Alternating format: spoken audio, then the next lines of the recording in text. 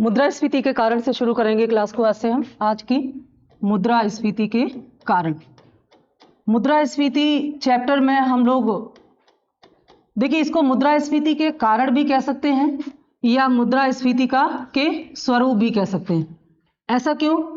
क्योंकि जिन जिन कारणों की वजह से मुद्रास्फीति आती है उन सभी कारणों को इसमें शामिल करके मुद्रास्फीति के स्वरूप तैयार किए गए हैं।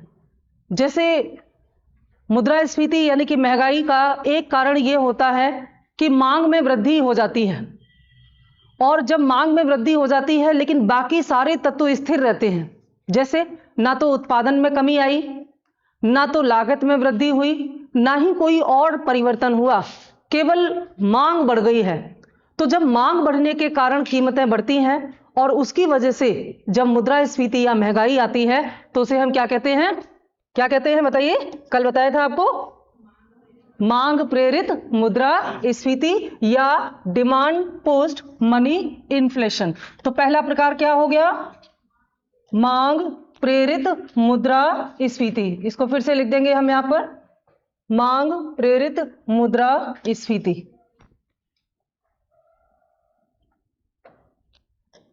अब मांग प्रेरित मुद्रास्फीति के कारण क्या क्या होंगे? वे सभी कारण इसमें आएंगे जिनकी वजह से डिमांड बढ़ती है। तो जरा बताइए कौन कौन से वो कारण हैं जिनकी वजह से डिमांड बढ़ती है। लास्ट लेक्चर में थोड़ी सी बात कर चुके हैं हम इस टॉपिक पर। वे कौन कौन से कारण हैं जिनकी वजह से डिमांड बढ़ जाती है और कीमतें बढ़ जाती हैं? बताएं। हाँ बताइए, कल ही तो बताएं। जनसंख्या वृद्धि हो जाना, और जनसंख्या वृद्धि या तो जन्म दर के कारण हो जाना या माइग्रेशन की वजह से, शरणार्थियों की संख्या में वृद्धि हो जाने से अगर जनसंख्या बढ़ जाती है तो इसकी वजह से क्या हो जाएगा? डिमांड बढ़ेगी। इसके अलावा अगर इनकम टैक्स या डायरेक्ट टैक्स घटा दिए जाएं, अगर सरकार प्रत्यक्ष करों में कमी कर दे तो प्रत्यक्ष करों में कमी होने से क्या होगा? इससे ग्राहक की क्रय क्षमता बढ़ जाएगी। जैसे मान लीजिए सरकार पहले आप पर 10% टैक्स लगाती थी और उसको घटा करके 5% कर दिया गया है, तो आपके पास कुछ एक्स्ट्रा पैसे होंगे ना खर्च करने के लिए। तो इसका मतलब है कि जब प्रत्यक्ष करों में कमी की जाएगी, यहां पर यह जानना बहुत जरूरी है कि प्रत्यक्ष करों में कमी जब की जाएगी तब डिमांड बढ़ेगी, ना कि अप्रत्यक्ष कर। ठीक है, जब प्रत्यक्ष करों में कमी की जाएगी तो इससे ग्राहक की परचेजिंग पावर बढ़ जाएगी और उसकी वजह से कीमतें बढ़ जाएंगी। इसके अलावा वे कौन कौन से कारण हैं जिनसे मांग बढ़ जाएगी? कालाबाजारी इसमें नहीं आएगा। हाँ, अगर मौद्रिक नीति में उदारता आ जाए, यानी कि आरबीआई अपनी मौद्रिक नीति में इस प्रकार का परिवर्तन करे कि ग्राहक की परचेजिंग पावर बढ़ जाए। जैसे ब्याज दरों में कटौती करना, अगर लोन की ब्याज दरें कम हो जाती हैं तो जो कंज्यूमर है, जो ग्राहक है, वो बैंक से आसान शर्तों पर कर्ज ले पाएगा और उसको खर्च करेगा तो उसकी परचेसिंग पावर बढ़ जाएगी, बाजार में डिमांड बढ़ेगी और उसकी वजह से कीमतें बढ़ जाएंगी। इसके अलावा अगर सरकार मान लीजिए किसी भी तरीके से जब सरकारी सुविधाओं में वृद्धि कर देती है, सरकारी व्यय में वृद्धि कर देती है, सरकारी व्यय में वृद्धि के कारण भी लोगों की डिमांड बढ़ती है। जैसे अगर सरकार सब्सिडी बढ़ा दे, मैंने कल आपको एक एग्जांपल से समझाया था इसको, कि अगर सरकार आपको 100 के बजाय 200 रुपए सब्सिडी देने लगे तो आपकी जेब में 100 रुपए और आ गए खर्च करने के लिए, तो आप उससे कुछ और खरीद पाओगे, तो उन वस्तुओं की डिमांड बढ़ जाएगी। इसके अलावा सरकार ने बहुत सारी ऐसी योजनाएं, जैसे मान लीजिए मनरेगा में अगर मजदूरी बढ़ा दी जाए तो लोगों की जेब में ज्यादा पैसे आएंगे तो लोग ज्यादा खर्च करेंगे। ठीक है, अगर सरकारी योजनाएं बढ़ा दी जाती हैं, जैसे सुकन्या समृद्धि योजना है, उनमें अगर ब्याज दरें बढ़ा दी जाती, मतलब कहने का सीधा सा है कि अगर लोगों को ज्यादा पैसे मिल जाएंगे किसी भी कारण से, चाहे टैक्स में कमी होने से, चाहे सैलरी बढ़ने से, या फिर सरकारी योजनाओं में अधिक पैसे अगर लोगों की जेब में जाएंगे, तो इन सब की वजह से क्या होगा? वस्तुओं की डिमांड में वृद्धि होगी और इसका परिणाम होगा कि कीमतें बढ़ जाएंगी। तो ऐसे सभी कारण जिनकी वजह से मांग बढ़ती है, उन कारणों से उत्पन्न होने वाली मुद्रास्फीति को हम मांग प्रेरित मुद्रास्फीति कहते हैं। ठीक है, इसको लिखते जाइए साथ साथ आप। हेडिंग आपका है मुद्रास्फीति के कारण ऑब्लिक स्वरूप, दोनों ही इसमें आ जाएंगे। मुद्रास्फीति, फिर हम बात करेंगे कि भारत में या किसी भी विकासशील देश में किस प्रकार के मुद्रास्फीति होती है या कौन से वे कारण हमारे देश में एक्टिव हैं जिनकी वजह से मुद्रास्फीति आती है, क्योंकि जब हम समस्या को सही तरह से समझेंगे तभी उसके समाधान ढूंढ पाएंगे। ठीक है, नोट कीजिए। सामान्यतया मुद्रास्फीति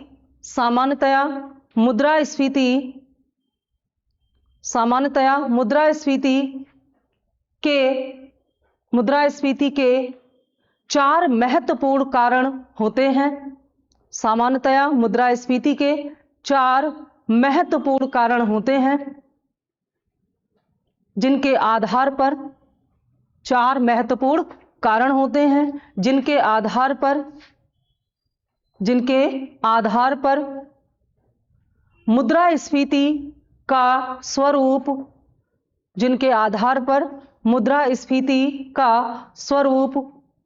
निर्धारित होता है। मुद्रास्फीति का स्वरूप निर्धारित होता है जैसे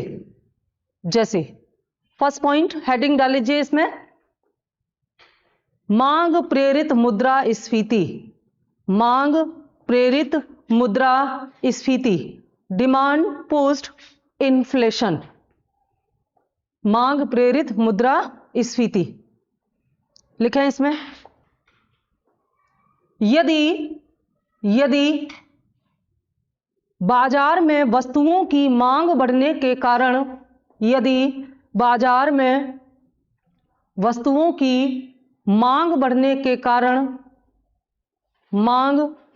कारण कीमतों में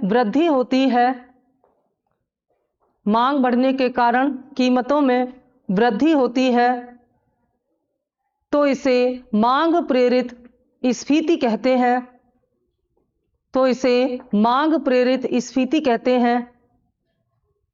इसके अंतर्गत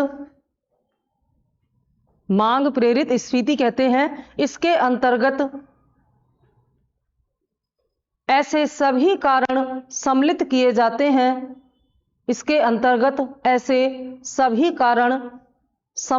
जाते हैं जिनसे मांग में वृद्धि होती है, जैसे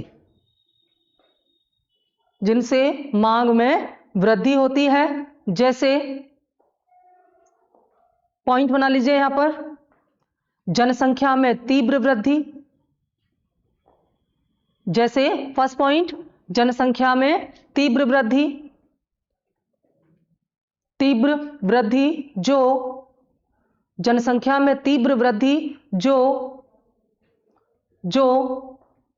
जन्म दर में वृद्धि अथवा शरणार्थियों की संख्या में वृद्धि के कारण होती है। जो जन्म दर में वृद्धि अथवा शरणार्थियों की संख्या में वृद्धि के कारण होती है।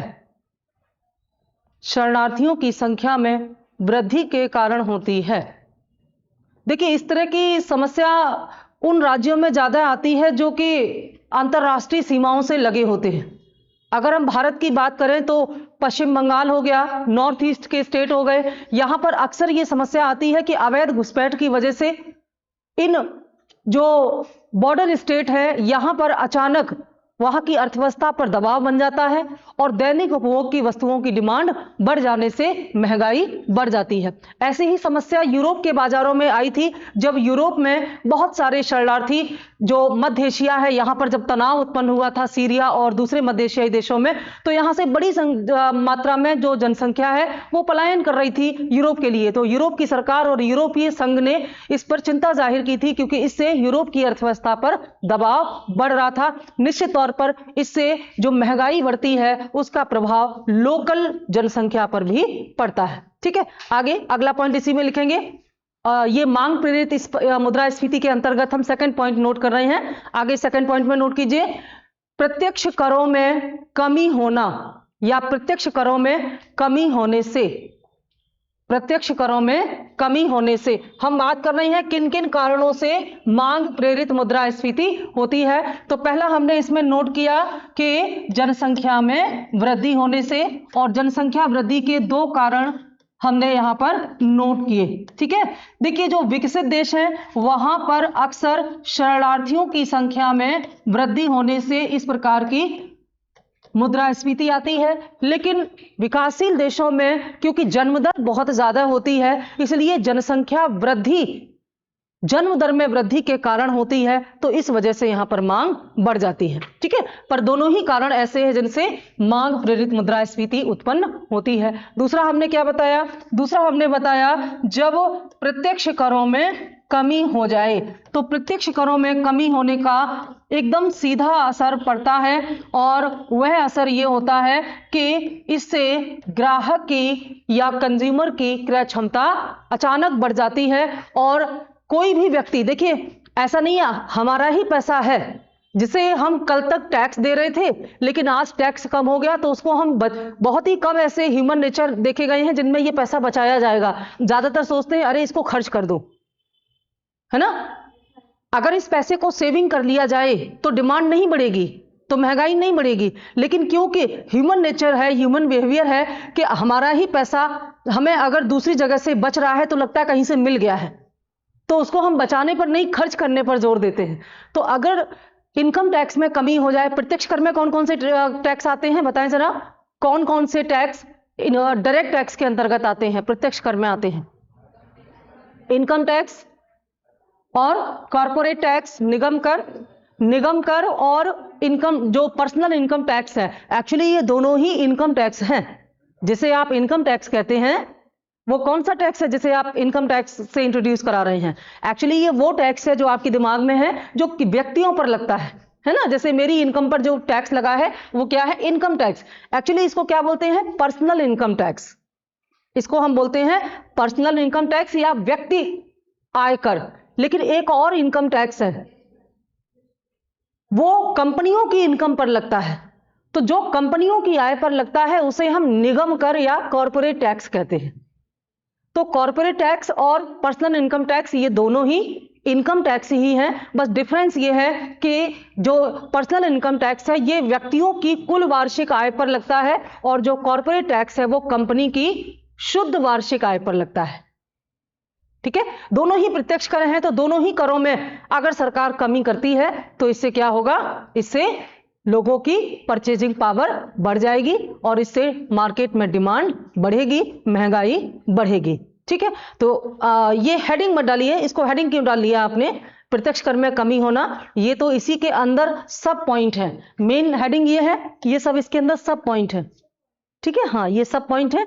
और इसी में आगे लिखिए प्रत्यक्ष कर में कमी होना जिससे कंटिन्यू रखेंगे, जिससे ग्राहक की क्रय क्षमता में वृद्धि होती है, जिससे ग्राहक की क्रय क्षमता में वृद्धि होती है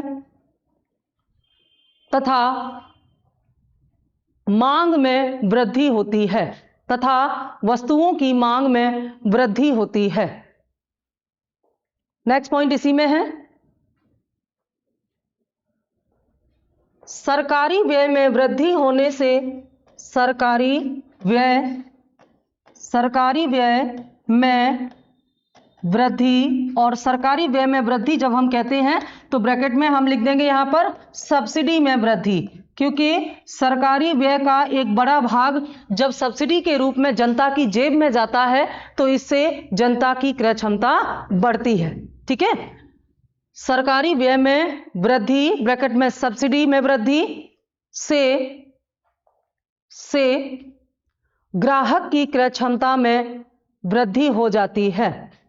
ग्राहक की क्रय क्षमता में वृद्धि हो जाती है जिससे मांग में वृद्धि होती है। आप देख रहे हैं जितने भी कारण आप लिख रहे हैं वो केवल और केवल डिमांड को बढ़ा रहे हैं, ना तो इसमें सप्लाई पर कोई असर पड़ रहा है, न तो कॉस्ट पर कोई असर पड़ रहा है। बाकी सारे फैक्टर अपनी जगह पर हैं, केवल डिमांड बढ़ रही है ना। मान लीजिए प्रश्न बनता है कि इनमें से कौन कौन से मांग प्रेरित मुद्रास्फीति के कारण हैं, तो उसमें बहुत सारे कारण दिए होंगे, लेकिन आपको केवल वही वाले टिक करने हैं जिनसे डिमांड बढ़ती है। तो फोकस एकदम क्लियर होना चाहिए, ठीक है। ये जो सरकारी व्यय में वृद्धि है, इसका सीधा सा मोटिव है कि सरकार खर्चे बढ़ाती है अपने। देखिए, सरकार अगर केवल खर्चे बढ़ाएगी तो बजट में घाटा होगा, निश्चित तौर पर घाटे का बजट होगा, तो इसे कहा जाएगा हीनार्थ प्रबंधन या डिफिसिट मैनेजमेंट। तो एक प्रश्न पूछा गया है कि हीनार्थ प्रबंधन अधिक मात्रा में किए जाने से कौन सी समस्या उत्पन्न होती है। तो निश्चित तौर पर जब हीनार्थ प्रबंधन किया जाता है तो बाजार में मुद्रा का प्रसार या मनी सर्कुलेशन बढ़ जाता है, जिसकी वजह से मनी इन्फ्लेशन आता है, मुद्रास्फीति आती है, और इसे मांग प्रेरित मुद्रास्फीति कहते हैं। समझ गए? ये पहली बार दुनिया में पहली बार ये प्रयोग कहां किया गया? अमेरिका की अर्थव्यवस्था में, जब वहां 1929-30 में मंदी आई थी। जब 1929 में अमेरिका में मंदी आई तो इस मंदी के कारण ग्राहक की परचेजिंग पावर समाप्त हो गई थी, जिसकी वजह से वस्तुओं की बिक्री खत्म हो गई थी और उसकी वजह से जो बाजार है वो मंदी की चपेट में चला गया था। अलग अलग क्लास में मैंने इसके ऊपर खूब डिस्कस किया है, याद है ना। तो ये मंदी जो थी वास्तव में धीरे धीरे इसकी वजह से उद्योग इंडस्ट्रीज क्या हो गई थी? बंद हो गई थी। तो इसको रीओपन करने के लिए और अर्थव्यवस्था को मंदी से बाहर निकालने के लिए वहां की सरकार ने क्या किया? न्यू डील योजना शुरू की थी, और उसी न्यू डील योजना में सरकारी व्यय में वृद्धि के द्वारा लोगों की परचेजिंग पावर बढ़ाकर कीमतों को बढ़ाने का प्रयास किया था। क्योंकि अगर कीमतें बिल्कुल खत्म हो जाएंगी, कीमतें डाउन हो जाएंगी, तो जाहिर सी बात है कि जो प्रोड्यूसर है, जो उत्पादक है, उसको घाटा होगा। और जब उसको घाटा होगा तो वह पहला काम ये क्या करेगा? उत्पादन बंद करेगा, प्रोडक्शन बंद करेगा। और जैसे ही वो प्रोडक्शन बंद करेगा, बहुत सारे लोग जॉबलेस हो जाएंगे, और जैसे ही लोग जॉबलेस हो जाएंगे उनकी परचेजिंग पावर खत्म हो जाएगी। अगर पैसा जेब में आता रहेगा तभी तो हम और आप सामान खरीदेंगे, लेकिन अगर जॉब ही चली जाएगी तो सामान कैसे खरीदेंगे? और जब सामान नहीं खरीदेंगे तो फिर हम बिल्कुल भी और दूसरा सामान नहीं खरीद पाएंगे। ऑब्वियस सी बात है कि इससे एक और उद्योग बंद हो जाएगा। तो ये साइकिल जब कंटिन्यू हो जाता है, इसी को हम मंदी कहते हैं। तो गवर्नमेंट जब इस मंदी से बाहर निकलने की कोशिश कर रही थी, अमेरिकी सरकार, तो उसमें उन्होंने यही प्रयोग किया कि लोगों की जेब में पैसा डाला जाए। और लोगों की जेब में पैसा डालने का मतलब क्या है? सरकारी व्यय में वृद्धि, यानी कि सरकार द्वारा दी जाने वाली आर्थिक सहायता बढ़ा दी गई। ठीक है, जैसे मान लीजिए ये पेन किसी उत्पादक ने 100 रुपए का इसकी कीमत तय की है, इसकी फैक्टर कॉस्ट 100 रुपीज है, लेकिन मंदी की वजह से लोगों की जेब में इतना पैसा नहीं कि वो इसको खरीद पाए 100 रुपए में। अगर ये नहीं बिकेगा तो इसकी फैक्ट्री बंद हो जाएगी, और अगर लोगों की जेब में पैसा ही नहीं होगा तो ये बिकेगा कहां से? तो गवर्नमेंट लोगों को या तो डायरेक्ट सब्सिडी देगी, या फिर बैंक जनता को इतना सस्ता लोन देंगे कि वो उस पैसे से इसको खरीद पाए। यानी कि कोई भी ऐसा, अगर बैंकों के माध्यम से इसको खरीदने का, अगर बैंकों के माध्यम से सुधार किया जाएगा कि बैंक आपको सस्ता कर्ज दें या 0 इंटरेस्ट पर कर्ज दें, तो आप इसको खरीद पाओगे। ये कौन सा उपाय हुआ? ये हुआ मौद्रिक उपाय। इसको कहेंगे मॉडरेट मॉनेटरी पॉलिसी, उदार मौद्रिक नीति। ये काम आरबीआई करेगा। आरबीआई ने अपनी रेपो और बाकी जो बैंक रेट है वो कम कर दी, आगे हम उस पर डिस्कस करेंगे। अगर आरबीआई अपनी रेपो और बैंक रेट कम करेगा तो बैंक भी आपके लिए अपना ब्याज कम करेगा, और जब बैंक आपको कम या 0 ब्याज पर अगर लोन प्रोवाइड कराएगा तो आप क्रेडिट कार्ड को यूज कर पाओगे, आप इजी लोन लेकर के खर्च कर पाओगे, तो आप अपनी जरूरतें पूरी कर पाओगे। तो ये बिकेगा। अगर ये बिकेगा तो ही बनेगा, और अगर ये बनेगा तो उसमें लोगों को एम्प्लॉयमेंट मिलेगा। तो मंदी से बाहर निकलने के लिए यही एक तरीका है कि वस्तुओं की बिक्री को बढ़ावा दिया जाए। ठीक है, इसके लिए सरकारी व्यय में वृद्धि की जाए। तो ये काम तो बैंकों ने अभी किया, मैंने जो एग्जांपल दिया। अगर यही काम सरकार करेगी तो राजकोषीय नीति के अंतर्गत करेगी। सरकार कैसे करेगी? सरकार आपको सब्सिडी देगी। भाई 100 रुपए का इसकी अगर 100 से कम बेचेगा तो फिर बनाने वाला घाटे में जाएगा। तो सरकार आपको 50 रुपए सब्सिडी दे देगी तो आप इसको 50 का खरीद पाओगे। तो जो बनाने वाला यानी कि प्रोड्यूसर है उसकी जेब में 100 रुपए गए, वो उससे एक और पेन बनाएगा और आपको 50 रुपए का मिल गया तो आप उससे पेन खरीद पाओगे। तो जो एक साइकिल है अर्थव्यवस्था की वो कंटिन्यू हो पाएगी। यानी कि 1929 की मंदी में सरकार ने अपने व्यय बढ़ा करके लोगों की परचेजिंग पावर को बढ़ाया, लेकिन क्योंकि वो मंदी थी इसलिए यह सफल रहा।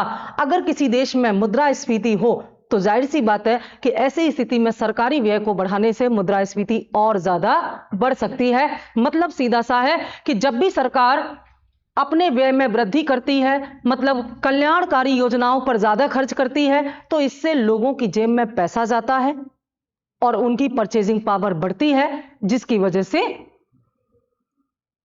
वजह से मुद्रास्फीति होती है। हम टॉपिक पढ़ रहे हैं मुद्रास्फीति। अगर सरकारी व्यय बढ़ने से लोगों की जेब में ज्यादा पैसा आएगा तो क्या होगा? डिमांड बढ़ेगी। तो ये वाला फैक्टर मांग प्रेरित मुद्रास्फीति में शामिल किया जाएगा। ये मतलब है, यहां पर समझ में आ गया। अगला पॉइंट लिखो यहां पर, हीनार्थ प्रबंधन डिफिसिट मैनेजमेंट, ये बड़ा महत्वपूर्ण है। हीनार्थ प्रबंधन अगर बड़ी मात्रा में किया जाता है तो इससे भी मांग प्रेरित मुद्रास्फीति होती है। हीनार्थ प्रबंधन का मतलब होता है कि जब सरकार का बजट घाटे का होगा तो इस घाटे को पूरा करने के लिए सरकार पूंजी का प्रबंध करेगी, वित्त का प्रबंध करेगी।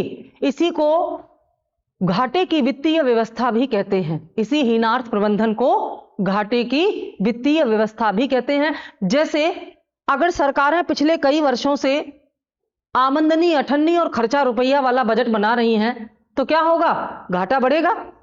तो ये जो अठन्नी कम पड़ रही है इसका इंतजाम करने के लिए सरकार को पैसा अरेंज करना पड़ेगा।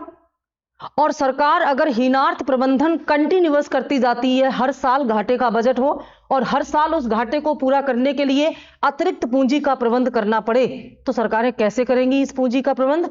या तो कर्ज लेंगी, सरकार कर्ज लेगी। सरकार को कौन कर्ज देता है? आंतरिक स्तर पर सरकार को कहां से कर्ज मिलता है? सेंट्रल बैंक यानी कि आरबीआई से। और बाह्य स्तर पर जो अंतरराष्ट्रीय संस्थाएं हैं वहां से कर्ज मिलेगा। लेकिन अगर इस कर्ज से भी सरकार का घाटा पूरा नहीं हुआ तो फिर क्या होगा? नए नोट छापे जाएंगे। ठीक है, नए नोट छापे जाएंगे और इन सब से अर्थव्यवस्था में मुद्रा का प्रसार बढ़ जाएगा। होगा ना? अर्थव्यवस्था में नई मुद्रा आ जाएगी तो मुद्रा का क्या होगा? प्रसार बढ़ेगा, और जब मुद्रा का प्रसार बढ़ेगा तो मुद्रास्फीति आएगी। यहां समस्या इसलिए आ रही है कि आप पैसे बढ़ा करके ये सोच रहे हो कि समस्या का समाधान होगा। नहीं, अगर आप नई मुद्रा छापोगे तो इससे मुद्रा की मात्रा बढ़ेगी लेकिन मुद्रा का मूल्य घटेगा। इस समस्या का समाधान करने के लिए हमें उत्पादन बढ़ाना होगा। अगर बाजार में सामान कम है और लोगों की जेब में पैसे ज्यादा हैं तो निश्चित तौर पर वो सामान महंगा होगा। और इस महंगाई को रोकने के लिए हम लोगों की जेब में और पैसे डालते जा रहे हैं, या हम बिना सोचे समझे हमारे देश में ऐसी नीतियां बन रही हैं कि लोगों की जेब में और नया पैसा आता जा रहा है, तो मुद्रास्फीति तो बढ़ती जाएगी ना। इस समस्या का समाधान करने के लिए क्या करना चाहिए? हमें प्रोडक्शन बढ़ाना चाहिए। आगे हम बात करेंगे मुद्रास्फीति को नियंत्रित करने के उपाय। तब हम बताएंगे आपको कि वास्तव में उत्पादन को बढ़ाकर के मुद्रास्फीति को रोकना ये परमानेंट समाधान है मुद्रास्फीति को नियंत्रित करने का। लेकिन क्योंकि इसमें समय लगता है, उत्पादन बढ़ाना, प्रोडक्शन बढ़ाना इतना आसान तो है नहीं 2 दिन में, तब तक के लिए लोगों की क्रय क्षमता को कम किया जाता है। लोगों की जेब में जो पैसा आ गया है इसको, क्योंकि अभी हम कारण पढ़ रहे हैं, जब हम इसके उपाय पढ़ेंगे तब हम बताएंगे कि लोगों की जेब से पैसा निकाल करके मुद्रास्फीति को कम किया जाता है। अभी हम ये बता रहे हैं कि जब लोगों की जेब में पैसे आ रहे हैं उनकी वजह से मुद्रास्फीति बढ़ रही है, या वे कौन कौन से कारण हैं जिनकी वजह से बाजार में डिमांड बढ़ रही है ना। तो इसमें हीनार्थ प्रबंधन के द्वारा भी मुद्रास्फीति। एक प्रश्न पूछा गया है कि हीनार्थ प्रबंधन के अंतर्गत किया गया कौन सा उपाय सर्वाधिक स्फीतिकारी होगा? ऑप्शन ए आंतरिक ऋण लेने से, ऑप्शन बी बाह्य ऋण लेने से, ऑप्शन सी सरकारी बॉन्ड की बिक्री से, और ऑप्शन डी नए नोट निर्गमन से। डी रहेगा। यानी कि सबसे ज्यादा मुद्रास्फीति जो फैलेगी वो किस कारण से होगी? नए नोट जब छापे जाएंगे। इसलिए नोट छापने का विकल्प सरकार बहुत ही सोच समझ के लेती है। यहां हम नोट छापने की बात सरकार के लिए क्यों कर रहे हैं? क्या नोट सरकार छापती है? फिर हमने ये क्यों कहा सरकार? अगर आपसे ये प्रश्न पूछा जाए कि नोट निर्गमन किसके अंतर्गत आता है, राजकोषीय नीति या मौद्रिक नीति, तो क्या लगाएंगे आप? सोच के बताइएगा। नोट निर्गमन राजकोषीय नीति का भाग है या मौद्रिक नीति का? अलग अलग आंसर आ रहे हैं। मौद्रिक नीति का क्यों है? सचिन बताएं। नहीं, आप क्या आंसर करती हैं इसका? राजकोषीय नीति क्यों? क्योंकि आरबीआई सरकार का बैंक है और आरबीआई का कंट्रोल सरकार के पास है, तो आरबीआई सरकार के आदेश पर ही नोट छापेगा। क्योंकि पूरी अर्थव्यवस्था में भले ही मनी सर्कुलेशन का काम आरबीआई करता हो, मनी सर्कुलेशन कंट्रोल करने का काम आरबीआई करता हो, लेकिन अर्थव्यवस्था को बैलेंस करने की अंतिम रिस्पॉन्सिबिलिटी सरकार की है। तो ये जो नोट छापे जाते हैं उनका जो आदेश है वो सरकार, जैसे डीमोनेटाइजेशन 2016 में हुआ हमारे देश में, तो ये फैसला किसका था? सरकार का था, ना कि आरबीआई का। तो ये राजकोषीय उपाय हुआ ना। इसके अंतर्गत कितने के नोट छापे जाएंगे, कौन से नोट बंद होंगे, कितने नए नोट छापे जाएंगे, ये सारे निर्णय सरकार लेती है, आरबीआई नहीं लेता। इसलिए नोट निर्गमन का सिद्धांत जो है ये राजकोषीय उपाय या राजकोषीय नीति का भाग है, न कि मौद्रिक नीति का। समझ गए? इसकी जो स्पीड है, जो सर्कुलेशन है, उसका कंट्रोल आरबीआई के पास है, वो मौद्रिक नीति के अंतर्गत आएगा। ठीक, तो यहां पर ये जो हीनार्थ प्रबंधन है ये बड़ा खतरनाक तरीके से मुद्रास्फीति का कारण बनता है, जो कि मांग प्रेरित मुद्रास्फीति के अंतर्गत आता है। और कोई कारण बचा हुआ है जिससे डिमांड बढ़ती हो? सोच के बताएं। और कोई कारण ऐसा है जिसकी वजह से डिमांड बढ़ती हो? एक बड़ा ही इंपॉर्टेंट कारण बचा हुआ है। और पूर्ति का तो नाम ही मत लो, फिर वो दूसरा हो जाएगा। हमने एक बार भी कहीं सप्लाई का नाम लिया, केवल डिमांड की बात हो रही है। तो अगला कारण है उदार मौद्रिक नीति, है ना? उदार मौद्रिक नीति। मौद्रिक नीति के अंतर्गत जो है वो मुख्य रूप से बैंकों की ब्याज दरें आती हैं। सामान्य रूप से मौद्रिक नीति के अंतर्गत बैंकों की ब्याज दरें आती हैं। तो जब बैंक अपना ब्याज बढ़ाए और जनता के लिए बैंकों से लोन लेना महंगा हो जाए तो इसे कठोर मौद्रिक नीति कहते हैं। लेकिन जब बैंक अपना ब्याज घटा दें और जनता के लिए बैंकों से कर्ज लेना सस्ता हो जाए तो इसे उदार मौद्रिक नीति कहते हैं। तो उदार मौद्रिक नीति का परिणाम क्या होता है? लोग बैंक से ज्यादा कर्ज ले पाते हैं, और ज्यादा कर्ज लेंगे तो ज्यादा खर्च करेंगे, ज्यादा क्रेडिट कार्ड यूज करेंगे, है ना? तो उससे क्या होगा? मार्केट में डिमांड बढ़ेगी, और डिमांड बढ़ेगी तो कीमतें बढ़ेंगी। तो उदार मौद्रिक नीति भी मांग प्रेरित मुद्रास्फीति का भाग है। नोट किया इसको? उदार मौद्रिक नीति नोट कर लीजिए। इसके बाद बिना पॉइंट के लिखिए इसी में नई लाइन से, उपर्युक्त सभी कारणों से, उपर्युक्त सभी कारणों से, उपर्युक्त सभी कारणों से अर्थव्यवस्था में, उपर्युक्त सभी कारणों से अर्थव्यवस्था में मुद्रा का प्रसार, मुद्रा का प्रसार, मनी फ्लो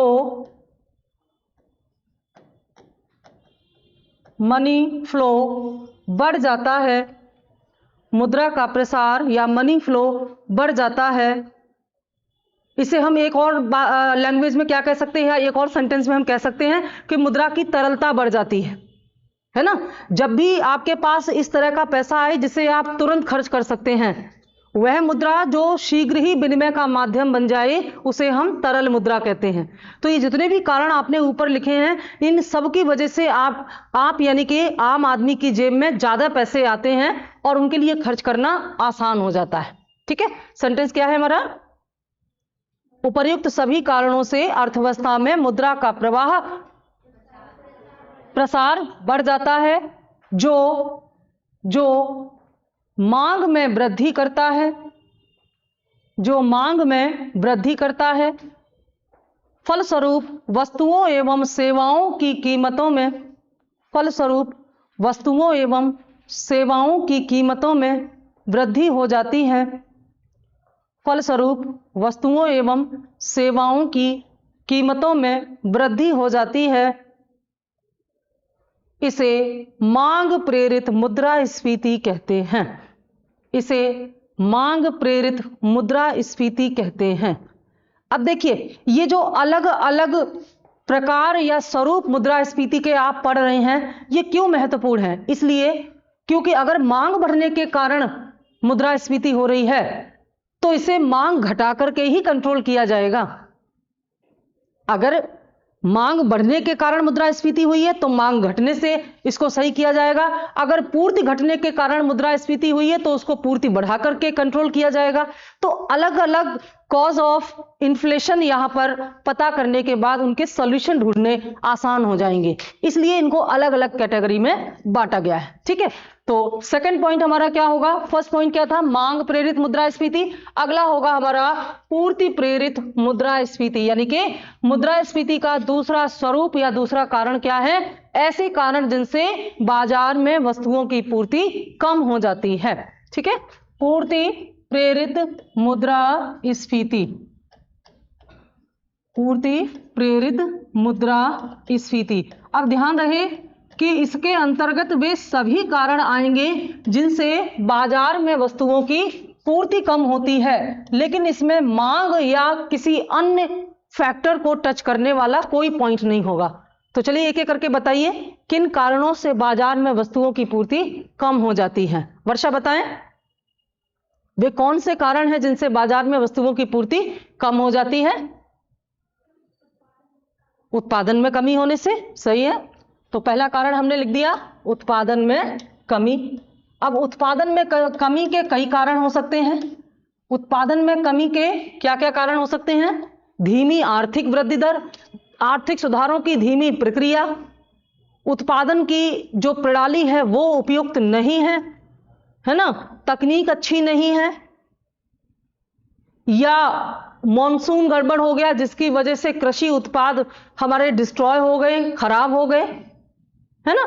तो किसी भी वजह से अगर उत्पादन में कमी होगी तो निश्चित तौर पर बाजार में वस्तुओं की जो आपूर्ति है वो कम हो जाएगी और सामान महंगा होगा, जबकि डिमांड में कोई वृद्धि नहीं हुई, यानी कि सामान उतना ही खरीदा जा रहा है जितना कि पहले, लेकिन उत्पादन में कमी होने की वजह से सब बाजार में सामान है ही नहीं या कम मात्रा में है, इसलिए वो महंगा बिक रहा है। ठीक है, नोट किया? इसको नोट कर लीजिए, उत्पादन में कमी के कारण। अब इसके अलावा और क्या हो सकता है? उत्पादन में कमी के अलावा यहां पर अगला पॉइंट होगा हमारा आर्थिक अवरोध। आर्थिक अवरोध, बहुत सारे आर्थिक अवरोध ऐसे हैं जिनकी वजह से उत्पादन में कमी हो जाती है, जैसे हड़ताल, तालाबंदी। मान लीजिए श्रमिक हड़ताल कर दें तो जितने दिन वो हड़ताल पर रहेंगे प्रोडक्शन कम हो जाएगा और उतने दिनों के लिए बाजार में कीमतें बढ़ जाएंगी, क्योंकि प्रोडक्शन कम, मार्केट में जो सप्लाई है वो कम हो जाएगी। और अगर ये मामला लंबा खिंचा, समस्याओं का समाधान नहीं हुआ, तो फिर इसका लंबा प्रभाव पड़ेगा। जैसे अभी स्ट्राइक कर दी थी, ड्राइवर्स ने स्ट्राइक कर दी थी, वो तो एक दिन में ही मैटर खत्म हो गया, नहीं तो क्या से क्या हो जाता, है ना। इसके अलावा और कौन से आर्थिक अवरोध हैं? किसी भी कारण से कोई भी आर्थिक अवरोध जिसकी वजह से उत्पादन पर विपरीत प्रभाव पड़ता हो, वे सभी इन आर्थिक अवरोधों में आएंगे। ठीक है, तो आर्थिक अवरोध यहां पर हो जाएगा। इसके अलावा आर्थिक सुधारों की धीमी प्रक्रिया, आर्थिक सुधारों की धीमी प्रक्रिया। आर्थिक सुधारों की अगर प्रक्रिया धीमी होगी तो क्या होगा? इससे उत्पादन बहुत धीमी गति से होगा और इससे निश्चित तौर पर बाजार में जो स्टॉक है वस्तुओं का वो कम हो जाएगा और कीमतें बढ़ जाएंगी। इसके अलावा जो भारत जैसे देश में काफी प्रभावी होता है वो क्या है, वो है काला बाजारी, ब्लैक मार्केटिंग, है ना। काला बाजारी में क्या होता है, सप्लाई चेन ब्रेक हो जाती है।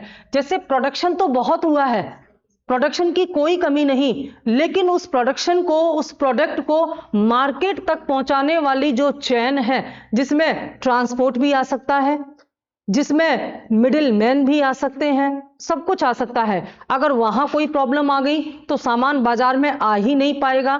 तो इसके अलावा जो अधिक उत्पादन होने के बावजूद उसको गोदाम में भर के रखा जाएगा और बिक्री के लिए पर्याप्त मात्रा में सामान उपलब्ध नहीं होगा, तो इससे भी महंगाई बढ़ जाएगी क्योंकि आपूर्ति घट जाएगी।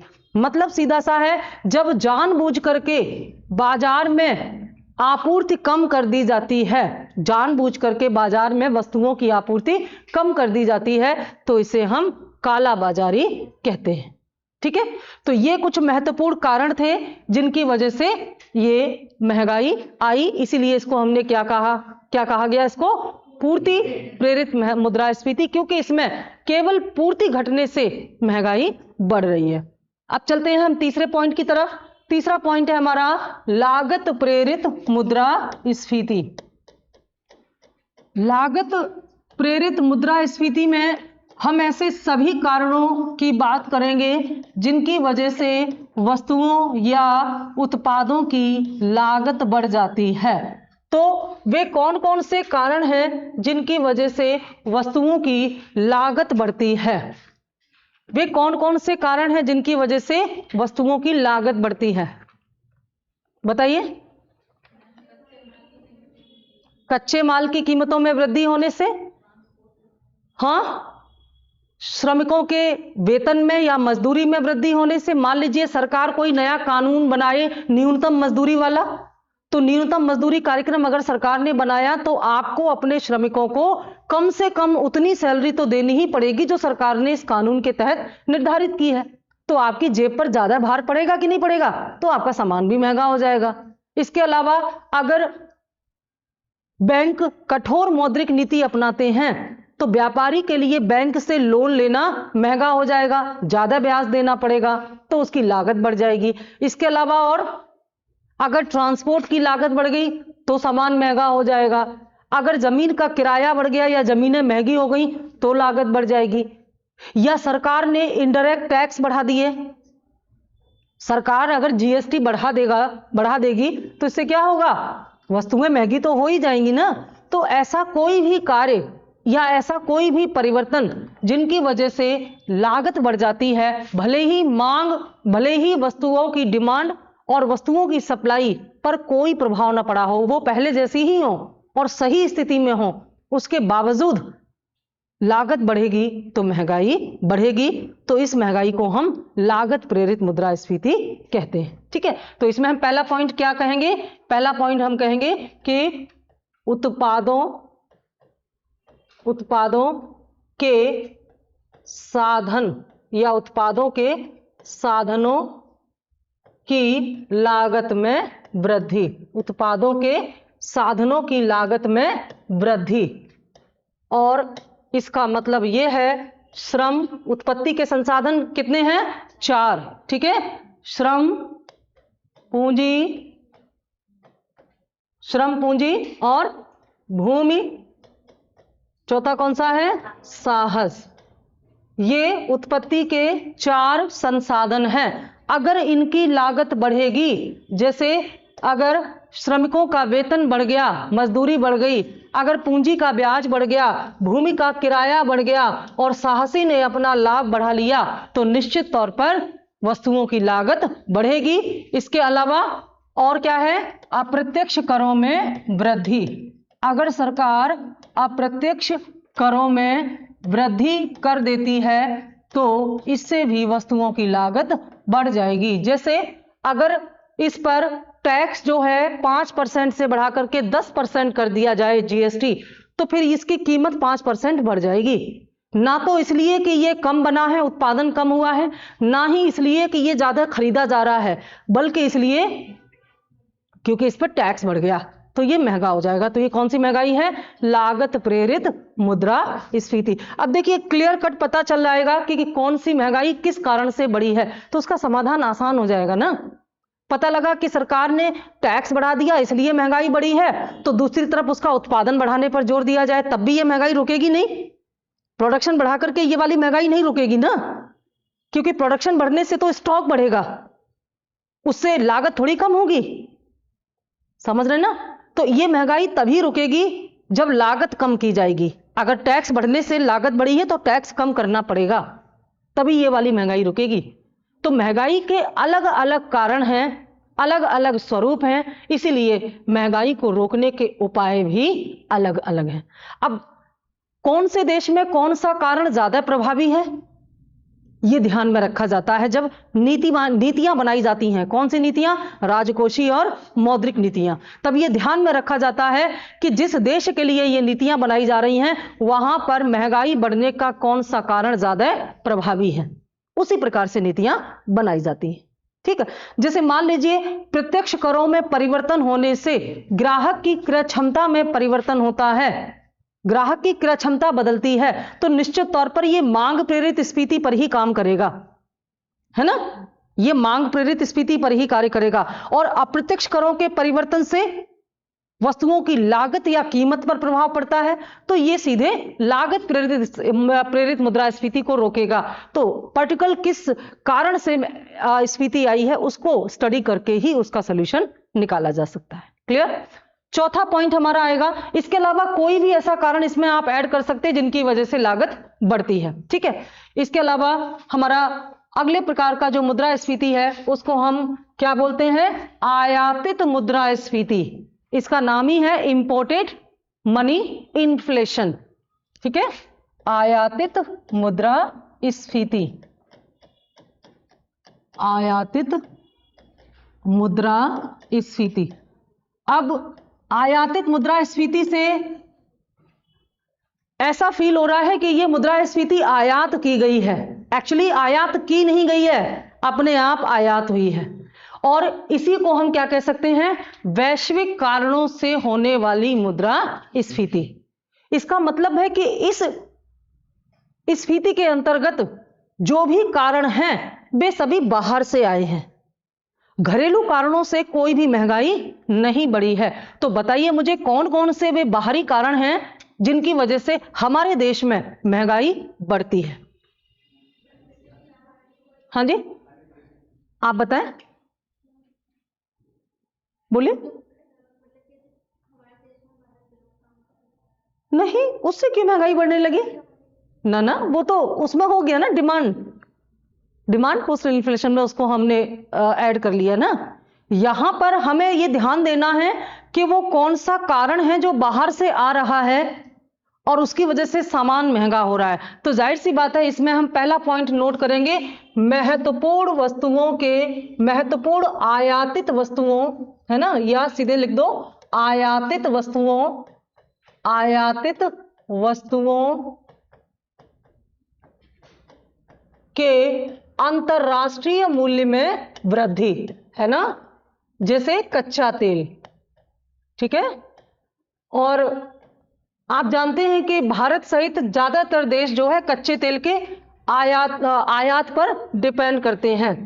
अंतरराष्ट्रीय मूल्य में वृद्धि, जैसे हमारे देश में ना तो वस्तुओं की डिमांड बढ़ी है, ना ही प्रोडक्शन कम हुआ है, और ना ही टैक्स बढ़े हैं, ना वेतन बढ़ा है, ना ब्याज बढ़े, सब कुछ बहुत बढ़िया चल रहा था।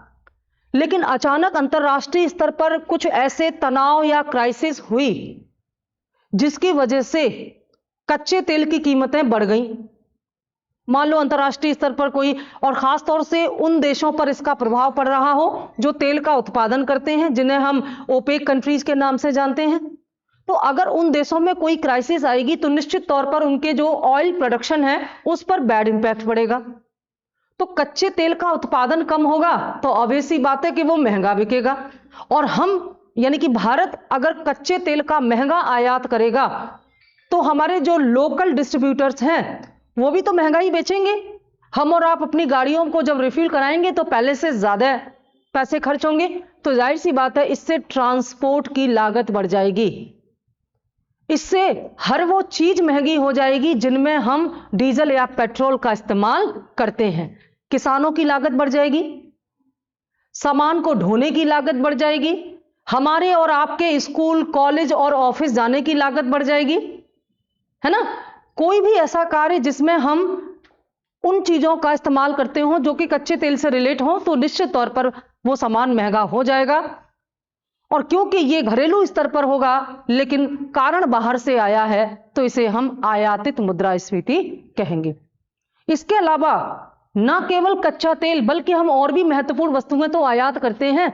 जैसे मान लीजिए हमारे देश में गाड़ियां बनाई जाती हैं, चाहे वो 4 व्हीलर हो या 2 व्हीलर्स हो, लेकिन उनका महत्वपूर्ण जो पार्ट्स है वो हम दूसरे देशों से इंपोर्ट करते हैं। अब पता लगा कि हम टायर दूसरे देशों से खरीदते हैं लेकिन टायर महंगा हो गया, तो बिना टायर की गाड़ी हम कैसे बनाएंगे भाई। स्टीयरिंग दूसरे देशों से आती है, स्टीयरिंग महंगी हो गई तो बिना स्टीयरिंग की गाड़ी कैसे बनेगी, है ना। तो कोई भी एक सामान जो हम इस्तेमाल करते हैं उसमें यूज होने वाले जो सब प्रोडक्ट हैं वो हम अलग अलग देशों से अगर इंपोर्ट करते हैं तो उनके महंगा होने से वो पूरा प्रोडक्ट ही महंगा हो जाएगा, भले ही वह हमारे देश में ही बनाया जा रहा हो। तो निश्चित तौर पर यह बाह्य कारण है, इसे हम आयातित मुद्रास्फीति कहेंगे, ठीक है ना।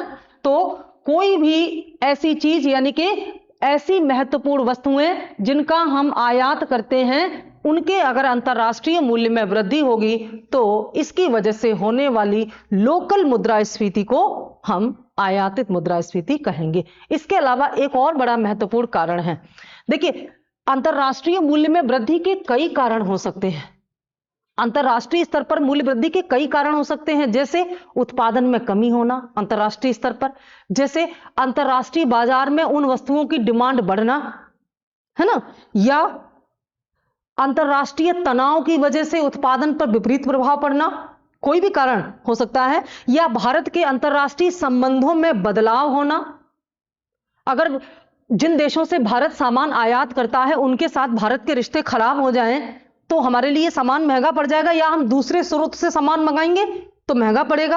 यानी कि कोई भी कारण हो सकता है जिनकी वजह से महत्वपूर्ण वस्तुओं जिनका हम आयात करते हैं उनकी अंतर्राष्ट्रीय कीमतें बढ़ सकती हैं। वो सब इसी में आ जाएंगे, लेकिन उनको अलग से मेंशन करने की जरूरत नहीं है, बस हमें पता होना चाहिए। क्लियर। लेकिन एक फैक्टर अभी इसमें और बचा हुआ है, भले ही हम महत्वपूर्ण वस्तुओं का आयात न करते हों लेकिन फिर भी उस चीज में परिवर्तन होने से हमारी जो कि बाहरी कारण है हमारे देश में मुद्रास्फीति आ सकती है। वो क्या है, चलिए एक एग्जांपल से इसको समझते हैं। जैसे आप अमेरिका में पढ़ने जाना चाहते हैं लेकिन अचानक डॉलर महंगा हो गया, यानी कि विनिमय दर में वृद्धि हो गई। तो विनिमय दर में वृद्धि होने से जो डॉलर 70 रुपए का अभी तक था वो 80 का हो गया, है ना, 80 का हो गया। तो यहां से आपके घर वाले आपको जो डॉलर जो पैसे भेजेंगे उसके बदले आपको वहां से जो डॉलर मिलेंगे वो कम हो जाएंगे, तो उन्हें और ज्यादा पैसे भेजने पड़ेंगे, है ना। तो जाहिर सी बात है आपके लिए शिक्षा महंगी हो जाएगी। इसके अलावा हमारे देश में जो बाहर से हम जो आयात कर रहे हैं वो इस कारण से महंगा नहीं हो रहा है कि अंतर्राष्ट्रीय कीमतें बढ़ गई हैं, बल्कि वो इसलिए महंगा हो गया है कि डॉलर महंगा हो रहा है। जैसे अगर कच्चे तेल की अंतर्राष्ट्रीय कीमतें सपोज दैट $100 प्रति बैरल हैं, ठीक है, $100 प्रति बैरल अंतर्राष्ट्रीय कीमतें हैं जो कि परिवर्तित नहीं हुई हैं, लेकिन एक वर्ष पहले $1 का मूल्य 70 रुपए था और आज $1 का मूल्य 80 रुपए हो गया। तो भारत को अब प्रति बैरल $100 भुगतान करने के लिए पहले से ज्यादा रुपयों की जरूरत होगी, जबकि कच्चे तेल की कीमतें नहीं बढ़ी हैं। पहले भी $100 प्रति बैरल थी और आज भी $100 प्रति बैरल हैं, लेकिन फिर भी कच्चा तेल महंगा हो जाएगा हमारे लिए। क्यों? क्योंकि डॉलर महंगा हो गया। ठीक है, तो इस पॉइंट को हम कैसे मेंशन कर सकते हैं, हम यहां पर लिखेंगे विनिमय दर में वृद्धि। ठीक है, विनिमय दर में वृद्धि। अगर हमारी विनिमय दर में वृद्धि हो जाती है तो निश्चित तौर पर हमारे विदेश व्यापार में घाटा होता है, या हमारे लिए बाहर से सामान खरीदना महंगा हो जाता है और इसकी वजह से हमारे देश में महंगाई होती है।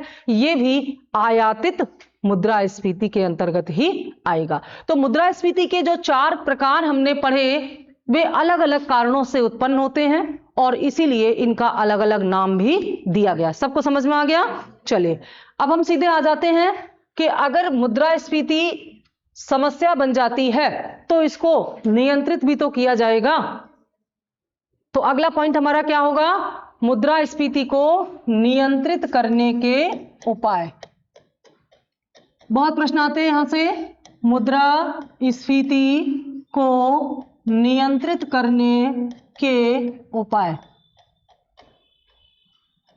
भले ही कितने भी प्रकार की मुद्रास्फीति हो, लेकिन नियंत्रित करने के उपाय 2 ही होते हैं, है ना।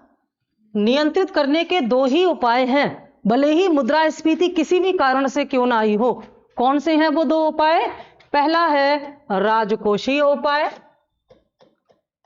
राजकोषीय उपाय, और दूसरा है मौद्रिक उपाय।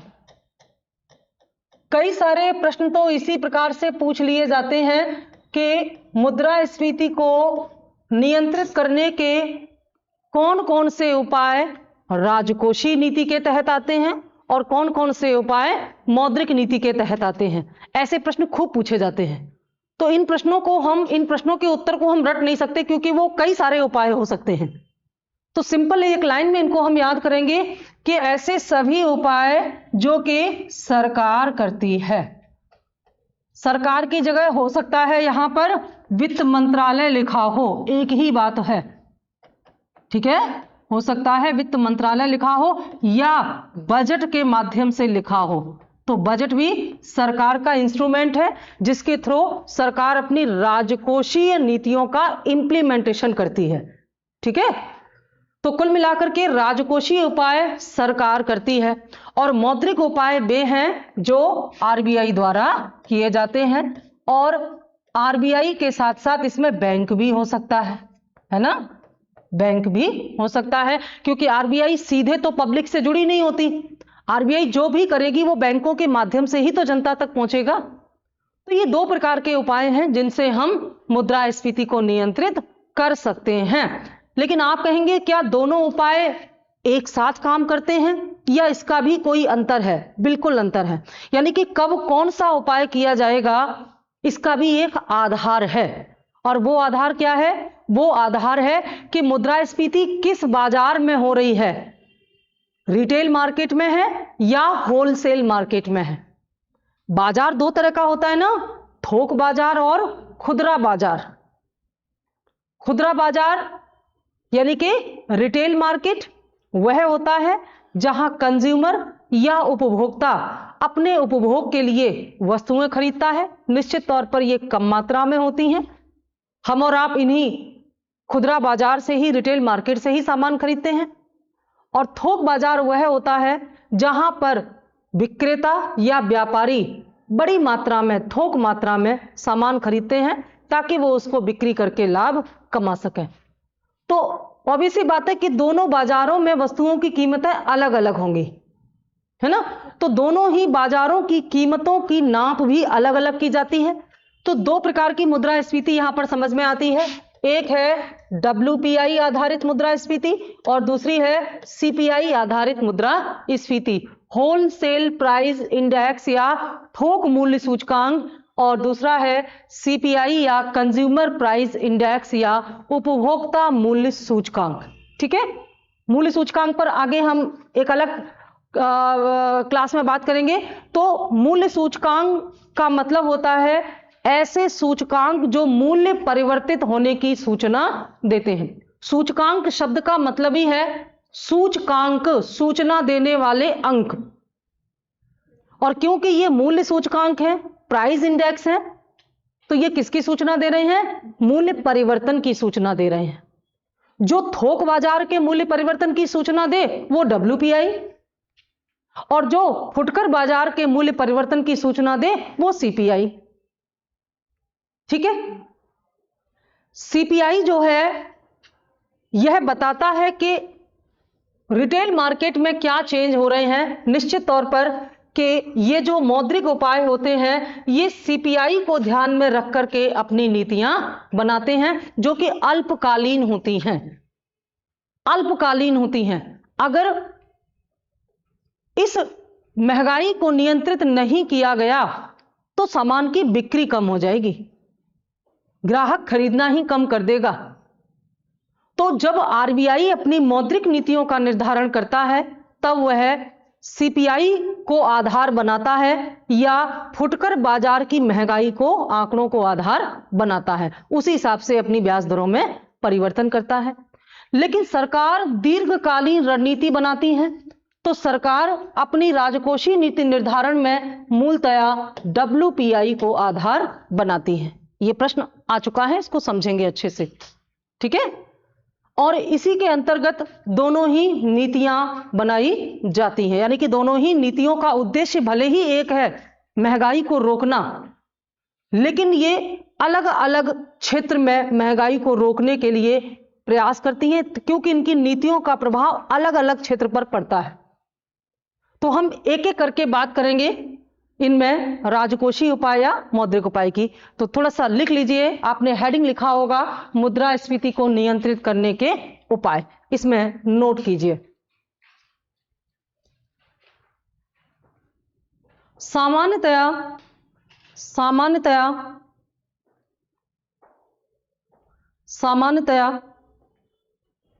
राजकोषीय नीति के अंतर्गत,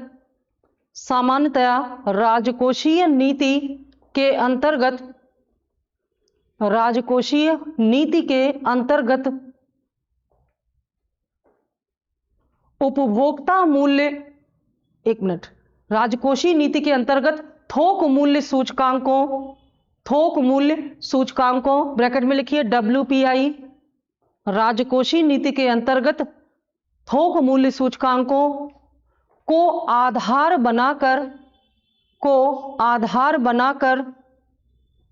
बनाकर सरकार द्वारा राजकोषीय उपाय किए जाते हैं। सरकार द्वारा राजकोषीय उपाय किए जाते हैं, राजकोषीय उपाय किए जाते हैं, जिसके अंतर्गत सरकार निम्नलिखित प्रयास करती है, जिसके अंतर्गत सरकार निम्नलिखित प्रयास करती है। जैसे अब हम उन सभी बातों पर चर्चा करेंगे जो सरकार करती है और उसका उद्देश्य होता है महंगाई को नियंत्रित करना। तो यहां पर हम चर्चा कर रहे हैं मुद्रास्फीति को नियंत्रित करने के राजकोषीय उपाय पर। चलिए बताइए एक एक करके कौन कौन से ऐसे राजकोषीय उपाय हैं जिनके द्वारा मुद्रास्फीति या महंगाई को नियंत्रित किया जा सकता है। समझाइए, सची बताएं आप। टैक्स जब बोला करें तो ये साथ बोला करें कौन सा टैक्स, क्योंकि प्रत्यक्ष और अप्रत्यक्ष कर दोनों के बढ़ने और घटने का अलग अलग प्रभाव होता है ना। क्योंकि प्रश्न ऐसे ही आएंगे, मुद्रास्फीति को नियंत्रित करने के लिए प्रत्यक्ष कर में वृद्धि की जाएगी, अप्रत्यक्ष कर में कमी की जाएगी, या प्रत्यक्ष कर में कमी की जाएगी, अप्रत्यक्ष कर में वृद्धि। ये आपको प्रभाव पता होंगे तभी तो उत्तर दे पाओगे। तो दोनों प्रकार के करों का प्रभाव अलग अलग पड़ता है कि नहीं, है ना। प्रत्यक्ष कर के बढ़ने से क्या होगा? प्रत्यक्ष कर के बढ़ने से क्या होगा? मुद्रा की तरलता कम होगी, ग्राहक कम सामान खरीद पाएगा, डिमांड कम होगी और महंगाई कंट्रोल में होगी। लेकिन अप्रत्यक्ष करों में वृद्धि होने से सामान और महंगा हो जाएगा। और आपने कहा कि टैक्स में वृद्धि, तो गड़बड़ हो गया ना। तो यहां यह बताना पड़ेगा कि कौन से टैक्स में वृद्धि और कौन से टैक्स में कमी। अब बताइए स्पष्ट। हम कह सकते हैं करों में परिवर्तन के द्वारा, लेकिन हम बात सीधे सीधे यहां पर आपसे पूछ रहे हैं कि मुद्रास्फीति को रोकना है, तो बताइए क्या करना चाहिए सरकार को राजकोषीय उपाय में। और अप्रत्यक्ष कर को भी साथ में ले लो। हाँ हाँ, ये भूलना नहीं है, क्लियर समझ में आना चाहिए। तो पहला पॉइंट हमारा क्या हो गया, लिखते जाइए इसको राजकोषीय उपाय में। पहला पॉइंट हो गया हमारा प्रत्यक्ष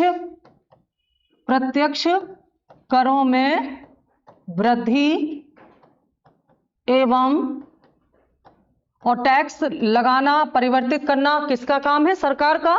तो टैक्स राजकोषीय नीति के अंतर्गत आएगा, ठीक है। प्रत्यक्ष करों में वृद्धि एवं अप्रत्यक्ष करों में कमी, अप्रत्यक्ष करों में कमी। बाकी आप अप्रत्यक्ष रूप से समझ ही रहे होंगे कि प्रत्यक्ष करों में अगर वृद्धि होगी तो ग्राहक की क्रय क्षमता घटेगी, है ना, और इससे क्या होगा, मांग प्रेरित मुद्रास्फीति कम होगी, है ना। और दूसरी तरफ अप्रत्यक्ष करों में कमी होने से क्या होगा, वस्तुओं की लागत घटेगी और बाजार में सामान सस्ता बिकेगा।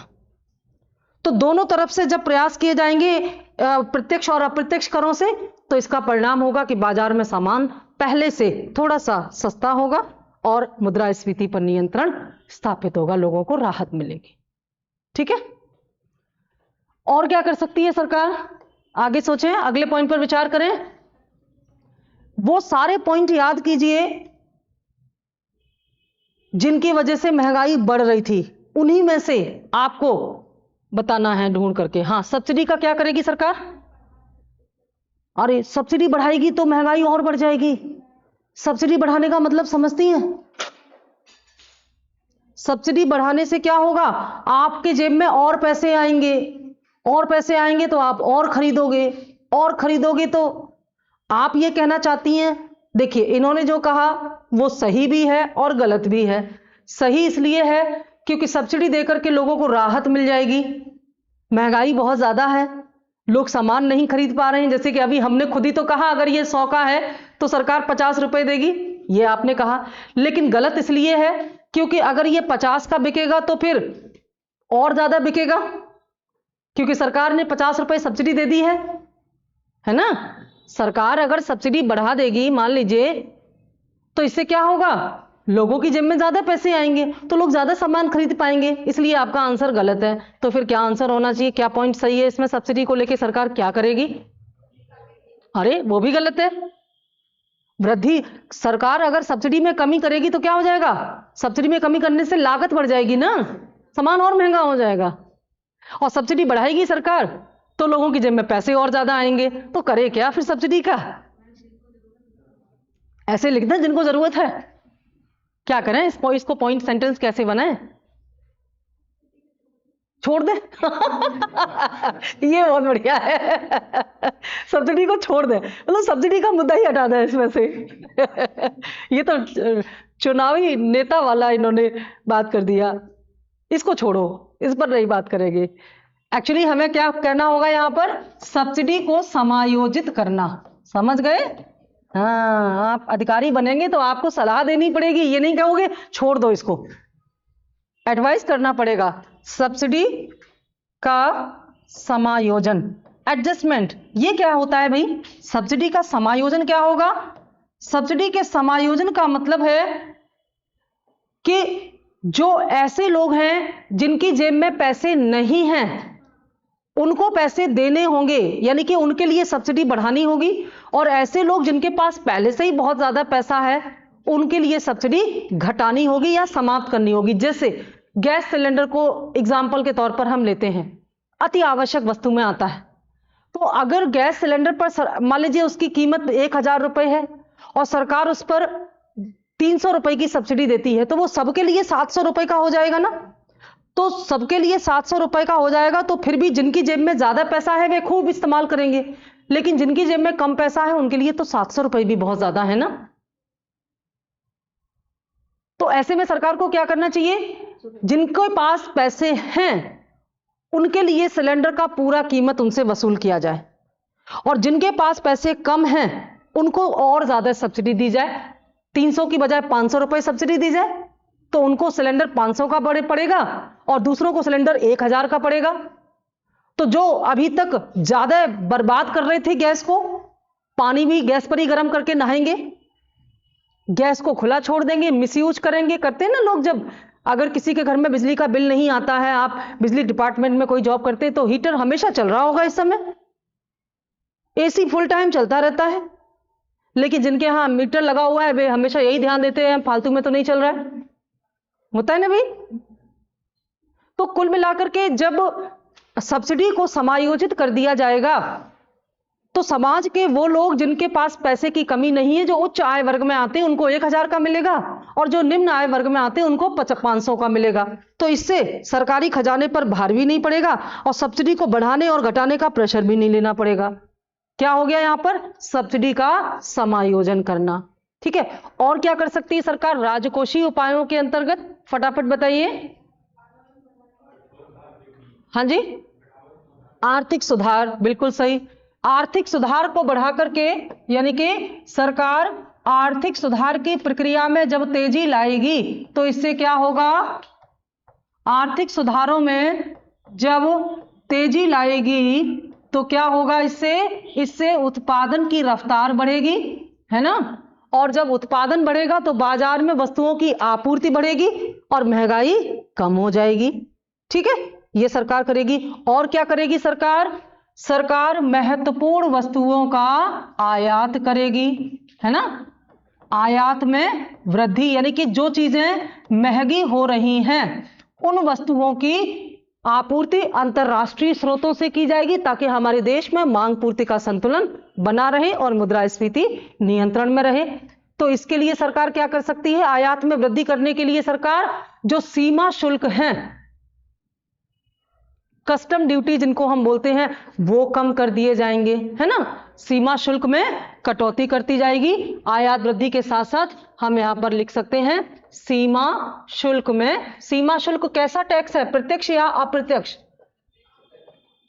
सीमा शुल्क में कमी की जा रही है, याद रखिएगा। और कमी की जा रही है इसका मतलब है कि यह अप्रत्यक्ष कर है। सीमा शुल्क में कमी होने से, जैसे मान लीजिए हमारे देश में कोई सामान महंगा हो रहा है और वो दूसरे देशों से आता है, तो सरकार उस पर अगर ज्यादा टैक्स लगाएगी, सीमा शुल्क लगाएगी, तो वो तो बाजार में महंगा बिकेगा ना। तो सरकार को क्या करना चाहिए? सरकार को उस वस्तु पर जो कि महंगी है बाजार में, उस पर टैक्स घटा देना चाहिए ताकि उसकी लागत घटे और बाजार में वो सही मूल्य पर बिके। तो सीमा शुल्क में कमी कर दी जाएगी। और क्या कर सकती है सरकार यहां पर? और बहुत कुछ कर सकती है सरकार, जैसे राशनिंग प्रणाली लागू करेगी सरकार, महत्वपूर्ण वस्तुओं की राशनिंग करेगी सरकार। राशनिंग प्रणाली क्या है भाई? हाँ जी, राशनिंग प्रणाली में निर्धारित कीमत पर निर्धारित मात्रा में वस्तुओं की बिक्री का प्रबंधन किया जाएगा। जैसे आपने सुना होगा बड़े बड़े मेट्रो सिटीज में या एनसीआर में कई बार सुना कि सामान जैसे दालें हैं, प्याज है, बहुत महंगा हो गया, तो सरकारी दुकानों की माध्यम से लोगों को ये चीजें बेची गई थी। सरकारी कीमत के सरकार ने स्वयं कीमत निर्धारित की, और ऐसा नहीं है कि आप मनमानी मात्रा में खरीद लो। एक परिवार कितना सामान आपको मिलेगा और किस कीमत पर मिलेगा ये तय किया जाएगा प्रशासन के द्वारा। ठीक है, तो ऐसे में वस्तुएं सही मूल्य पर सबके पास पहुंच पाएंगी। इससे अचानक मुद्रास्फीति में जो काला बाजारी के कारण मुद्रास्फीति होती है, या जिसके पास ज्यादा पैसा है उसने स्टॉक कर लिया, र्यूमर फैल गया कि बाजार में ये हो जाएगा, है ना, वो प्रभाव खत्म हो जाता है क्योंकि सरकारी दुकान से मिलेगा, सबको बराबर मात्रा में और एक ही कीमत पर मिलेगा, तो इससे महंगाई में राहत मिलेगी। ये राशनिंग प्रणाली वाला विचार हमारे इतिहास में सबसे पहले प्रयोग किया गया था अलाउद्दीन खिलजी के द्वारा। अलाउद्दीन खिलजी ने बाजार सुधार प्रणाली लागू की थी, और इस बाजार सुधार में अलाउद्दीन खिलजी ने क्या किया था? इसमें अलाउद्दीन खिलजी ने सरकारी बाजार खुलवाए थे जिनका नियंत्रण सीधे सरकारी अधिकारियों के पास रहता था, और मांग और पूर्ति का संतुलन बनाने के लिए निर्धारित स्थान पर निर्धारित वस्तुओं की बिक्री और निर्धारित कीमत पर करने का एक प्रबंध किया था। तो इससे काला बाजारी खत्म हो गई, इससे मुद्रास्फीति पर नियंत्रण पाया गया। अब उसने ऐसा क्यों किया था ये हम आगे बताएंगे, इतिहास का टॉपिक है ये। उसको क्यों जरूरत पड़ेगी, क्या बहुत बड़ा सुधारक था? नहीं, उसकी कोई जरूरत थी इसलिए उसने ऐसा किया था। तो ये राशनिंग प्रणाली आज भी सरकार द्वारा, जैसे राशन कार्ड के माध्यम से सरकार अति आवश्यक वस्तुओं का वितरण कराती है गरीब जनता में, वो क्या है? राशनिंग प्रणाली है। अगर ऐसा नहीं करती तो ये गरीब आदमी तो बाजार से कभी सामान खरीद ही नहीं पाता, गेहूं वगैरह, चावल वगैरह, है ना। तो बाजार की कीमतों के उतार चढ़ाव से राहत देने के लिए अति महत्वपूर्ण वस्तुओं को सरकारी मूल्य पर निर्धारित मात्रा में बिक्री का प्रबंध राशनिंग प्रणाली कहलाता है। और क्या सरकार कर सकती है? आप कहेंगे इतना सब तो कर दिया, और सरकार कर सकती है। अगले पेज पर इसको हम समझ लेते हैं। सरकार संतुलित बजट बनाएगी, है ना। बजट संतुलित होगा तो हीनार्थ प्रबंधन का प्रयोग नहीं करना पड़ेगा या कम मात्रा में करना पड़ेगा। संतुलित बजट क्या होता है? आय और व्यय के बीच में संतुलन। जब घाटा कम होगा तो अतिरिक्त मुद्रा का प्रबंधन कम करना पड़ेगा, मतलब हीनार्थ प्रबंधन कम करना पड़ेगा। तो बाजार में अतिरिक्त मुद्रा की आपूर्ति नहीं होगी, और ऐसा नहीं होगा तो मुद्रास्फीति पर नियंत्रण पाया जा सकता है। यह भी काम सरकार कर सकती है। और एक और अति महत्वपूर्ण कार्य यह है कि नोट निर्गमन के सिद्धांत को कठोर बनाना, ठीक है, क्योंकि यह भी राजकोषीय उपाय में आएगा। नोट निर्गमन सिद्धांत, नोट निर्गमन सिद्धांत को कठोर बनाना, इसका मतलब क्या है कि वह सिद्धांत जिसका पालन करके नोट छापे जाते हैं वह सरकार बनाती है। इस समय कौन सी प्रणाली है नोट छापने की, नोट निर्गमन की? हां, न्यूनतम निधि प्रणाली। न्यूनतम निधि प्रणाली के अंतर्गत न्यूनतम 200 करोड़ रुपए के बराबर विदेशी मुद्रा और गोल्ड आरबीआई के पास होना चाहिए, तभी आरबीआई नई करेंसी छाप सकती है। और इस 200 करोड़ में कम से कम 115 करोड़ के रुपए के बराबर गोल्ड होना चाहिए आरबीआई के पास रिजर्व। अगर सरकार चाहे तो इस शर्त को और कठोर बना सकती है ना, जिससे कि बार बार नोट ना छापे जा सके, क्योंकि जितने नोट छपेंगे बाजार में मुद्रा की मात्रा बढ़ती जाएगी और उससे मुद्रास्फीति का संकट आएगा। और सरकार क्या कर सकती है? सरकार राष्ट्रीय बचत को प्रभावित करने, राष्ट्रीय बचत को बढ़ाने वाली योजनाएं शुरू कर सकती है। राष्ट्रीय बचत में वृद्धि के प्रयास कर सकती है। जैसे उदाहरण बताइए कोई, राष्ट्रीय बचत में वृद्धि के प्रयास में कोई समझ में आ रहा है?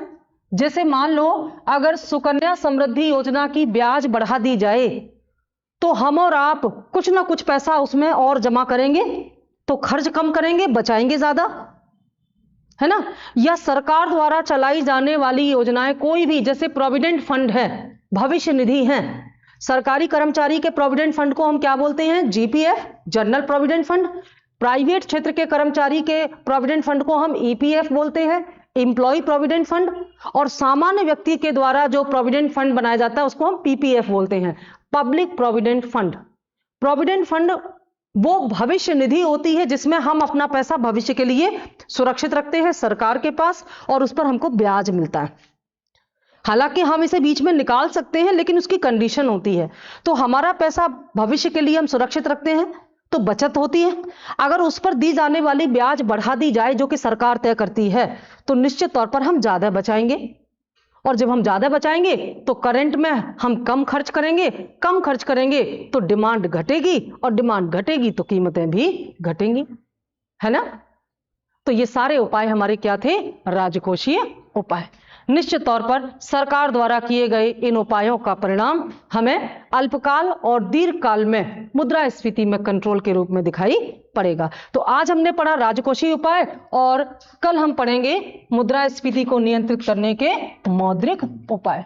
इसमें हम बात करेंगे आरबीआई द्वारा किए जाने वाले वे उपाय जिससे कि बैंकों के माध्यम से लागू किया जाता है और इनसे महंगाई नियंत्रित होती है। ठीक है।